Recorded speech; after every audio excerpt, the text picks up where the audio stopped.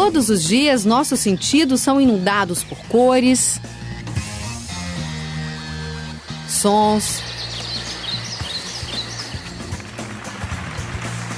movimentos, formas, luzes, texturas. São estímulos visuais, sonoros, táteis. E nós usamos desses elementos para nos expressar. Você expressa de várias maneiras, tanto nas cores da roupa, quanto sua maneira de andar, sua expressão no olhar. Não é à toa que quando a gente está de luto a gente usa preto. O azul pode me trazer me lembrar o céu. O branco significa paz. O movimento, o som, a forma e a cor são elementos fundamentais do chamado fazer artístico. A partir da intenção, do desejo, da expressão dos artistas, esses elementos se combinam. Muitas vezes em composições surpreendentes. Eu começo a pensar um trabalho pensando na cor. E eu acho que cor é relação. Um amarelo fica bonito porque está do lado de uma outra cor que também o valoriza. Então o trabalho da pintura é um pouco estabelecendo uma relação harmoniosa entre essas relações. Harmoniosa no sentido de que uma não destrua a outra. Eu procuro casas que sejam de arquitetura vernacular, né, que sejam casas populares. E aí, quando eu chego na casa, eu não sei o que tem lá dentro. É aí que eu procuro as formas.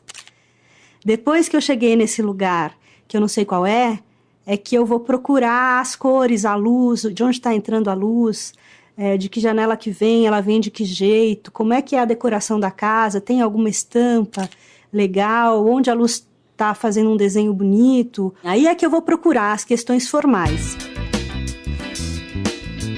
Mas quando é que as cores, as formas e os volumes deixam de ser elementos de uma imagem para se transformar em arte?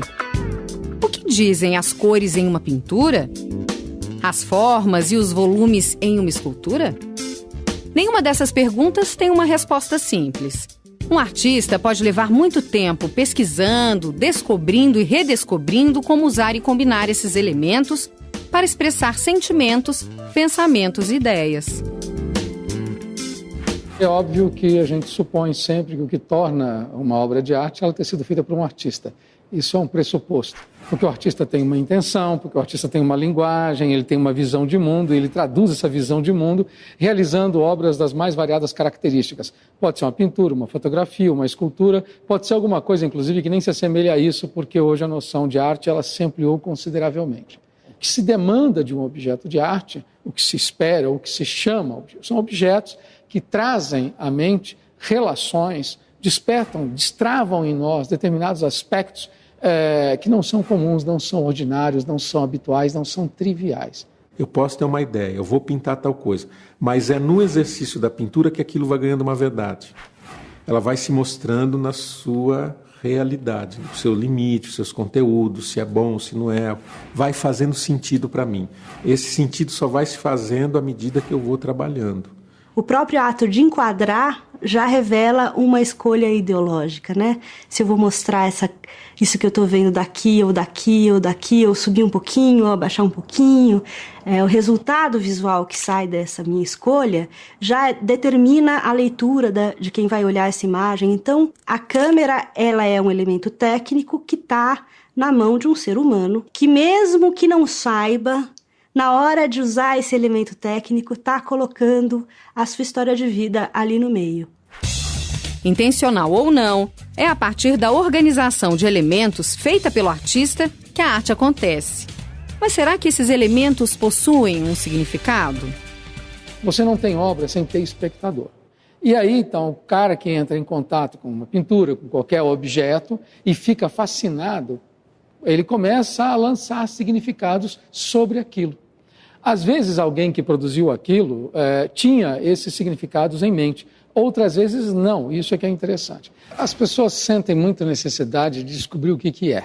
O que isso quer dizer? Esse problema de o que uma coisa quer dizer normalmente mata a coisa. Esse é um problema. Então, tome cuidado com isso em primeiro lugar. Porque uma boa obra, ela é inesgotável. Então, as interpretações são todas provisórias. Eu acho que a nudez, à primeira vista, é a que mais chama atenção. Pelo fato dela estar com um seio à mostra, acredito que ela tenha passado essa mensagem a uma mulher guerreira, trabalhadora, que teve não sei quantos filhos. Talvez a intenção dela seja sair do comum, sair da fotografia, que está tudo no lugar, onde tudo é normal, e chamar atenção realmente. O Duchamp tem uma frase que eu gosto muito, ele fala assim: entre o que você planeja fazer e o que de fato você faz, existe uma diferença. Essa diferença se chama arte. Planejo a técnica. Então, de tanto fotografar, eu saquei que se eu usar um tempo de exposição maior e um diafragma super fechado, porque os ambientes são escuros, eu preciso usar tripé, eu fui sacando com a experiência que quanto maior ele fosse, mais eu conseguia um desvio na cor, mais eu conseguia sair da cor real daquele ambiente. Os elementos que estão presentes no nosso dia a dia são os mesmos que os artistas utilizam para criar uma obra de arte. Mas como é que se faz para interpretar esse conjunto de elementos? Como é que se lê uma obra de arte? Por exemplo, um sujeito que gosta de futebol consegue enxergar determinadas nuances dentro do que está acontecendo. Quem que deve entrar, aquele sujeito deve sair, o time está falhando do lado direito, não é? Que vai muito longe de um cara que seja um simples espectador que entrou lá e está fascinado por aquele jogo. Porque é bonito, porque é um belo espetáculo, não é? Então, você pode, diante de uma pintura, diante de um trabalho, ficar fascinado por um determinado aspecto primeiro. Mas a obra de arte, como um jogo de futebol, vai interessar pelas outras camadas. Tudo isso é treino, tudo isso é estudo. E também no campo da arte isso acontece como em qualquer outro campo humano. Se a pessoa se aproxima com sensibilidade, enfim, não precisa ter bagagem cultural, não precisa ter erudição para entender. Eu acho que o meu trabalho tem uma característica de leitura que fala mais alto no Brasil, que é o fato de que todo mundo tem uma memória de uma casa dessas. Quando o trabalho foi para fora e quando ele anda em outros lugares, a reação é diferente. Então as pessoas se atêm à forma, à cor, ao desenho, né, à composição. E tem outras leituras aí que não dependem de mim, quem está lendo aqui, que vai ver o que quiser, né? Eu já cheguei na casa de uma amiga e a minha obra estava de ponta cabeça. Dá para entender que tem duas cruzes, dá para entender o vermelho. Mas a gente nunca vai entender exatamente o que o artista queria passar, porque ele estava fazendo aquilo, ele tem os entendimentos dele. É sempre diferente para quem olha, porque a pessoa traz a sua bagagem de entendimento. Eu tive a impressão que parecia uma bandeira de algum país.